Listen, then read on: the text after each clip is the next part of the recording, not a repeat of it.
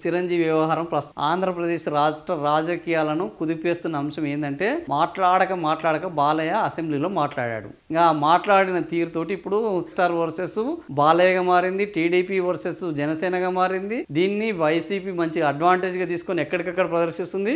ఈ నేపథ్యంలో చిరంజీవిపై బాలయ్య చేసిన వ్యాఖ్యల మీద పవన్ మౌనం వహించడం సరైందేనా అంటే ఇప్పుడు పవన్ ఏం మాట్లాడలేదు. బాలయ్య మాట్లాడేటప్పుడు చంద్రబాబు వారించలేదు. అదేవిధంగా సొంత అన్న గురించి మాట్లాడితే ఇప్పటి వరకు బాలయ్య మీద పవన్ కళ్యాణ్ స్పందించలేదు.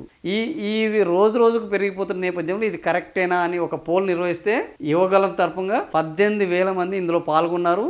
ఇందులో 59% మంది సరైందే అంటున్నారు. అంటే పవన్ మౌనము ఇప్పుడు మంచిదే, రాష్ట్రానికి మంచి చేస్తున్నది, దీనివల్ల పెద్ద నష్టం వచ్చింది ఏమి లేదు, చిరంజీవిని అనడం పెద్ద తప్పేం కాదు, బాలయ్య పవన్ కళ్యాణ్ ఈ మౌనం ఉండడం మంచిదే జరుగుతుంది, మరొక మంచిదే అన్నట్టు పవన్ కళ్యాణ్ మౌనం కూడా మంచిదే అని జనాలు వాళ్ళ యొక్క అభిప్రాయాన్ని తెలియజేస్తున్నారు. 59% మంది పవన్ మౌనానికి ఓటేస్తే 38% మంది పవన్ మౌనంగా ఉండడం కరెక్ట్ కాదంటున్నారు. ఈ 38% మందిలో ఎక్కువ పవన్ అభిమానులే ఉంటారు, జన సైనికులే ఉంటారు. సో ఇది ఓవరాల్గా